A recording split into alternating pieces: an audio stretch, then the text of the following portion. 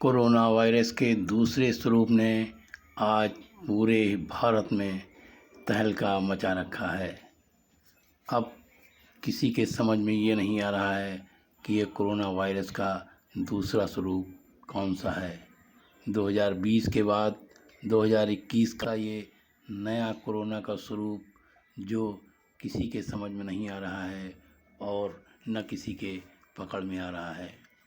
दिन प्रतिदिन मरीजों की संख्या बढ़ती जा रही है।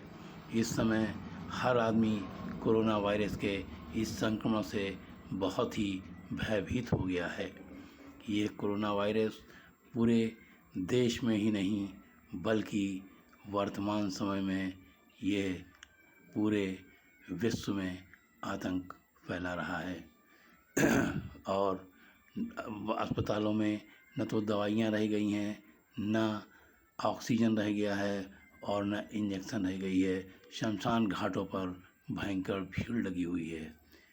इस कोरोना वायरस को इसके पहले कई सौ सालों में पहले किसी ने देखा भी नहीं था। वर्तमान समय में जो दवाइयाँ हैं वो दवाइयाँ भी एकदम निराधार हैं और असर नहीं कर रही हैं।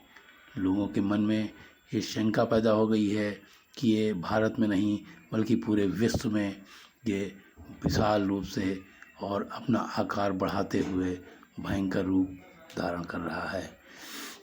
आज ये परिस्थिति है कि सैनिटाइज़र के नाम पर और सैनिटाइज़र के छिड़काव के नाम पर बहुत बड़ा भ्रष्टाचार चल रहा है जो सरकार के पकड़ के बहुत ही बाहर है।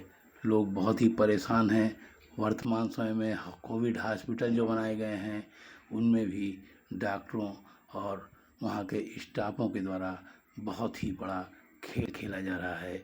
मरीजों के परिजनों की ये भी शिकायत है कि वहाँ ठीक से इलाज नहीं हो रहा है, इसलिए सीसी कैमरे वहाँ पर लगवाए जाएं।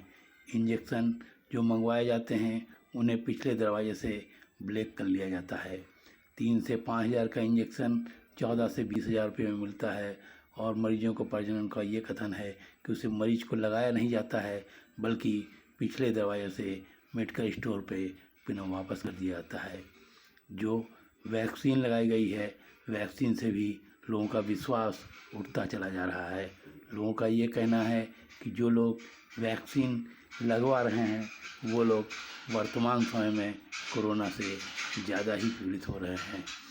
जो डॉक्टर वैक्सीन का प्रचार कर रहे थे वो भी अब कह रहे हैं कि जो वैक्सीन लगवाएगा उसे भी कोरोना होगा। बच्चों की पढ़ाई ऑनलाइन हो गई, ऑफिस के सारे कार्य ऑनलाइन हो गए, अब सारा कार्य ऑनलाइन ही होगा। स्कूल बंद हो गए हैं, बच्चे ऑनलाइन किसी तरह से पढ़ रहे हैं और उनके परिजन स्कूलों को पूरी फीस अदा करके संतोष कर रहे हैं। ये सुरक्षा अब आपके हाथ में है। आप घर से बाहर निकलिए, मास्क लगा के ही निकलिए और मास्क पे विशेष ध्यान दीजिए कि वो 2 लेयर या 3 लेयर का हो। अगर आवश्यकता पड़े तो किट पहने और किट पहन के ही बाहर निकलें, क्योंकि आप ही कोरोना से अपनों को और दूसरों को बचा सकते हैं। बाहर से आने के बाद हाथ धोएं और हाथ धोने के पश्चात ही कोई काम करें। अपने घर पर रहकर एक थर्मामीटर रखें और थर्मामीटर से स्वयं अपने बुखार को नापें। ये आपकी सुरक्षा के लिए बहुत ही अच्छा रहेगा। फल और सब्जियां अच्छे दुकानों से ही खरीदें और ख़रीद कर उन्हें घर लाएं और उनको इस्तेमाल करने से पहले उसको अच्छी तरह से गुनगुने पानी में धुलें और धुलने के बाद ही फल सब्जी या अन्य चीज़ों का आप इस्तेमाल करें। ये आपकी सुरक्षा के लिए है। आप विश्वास रखें।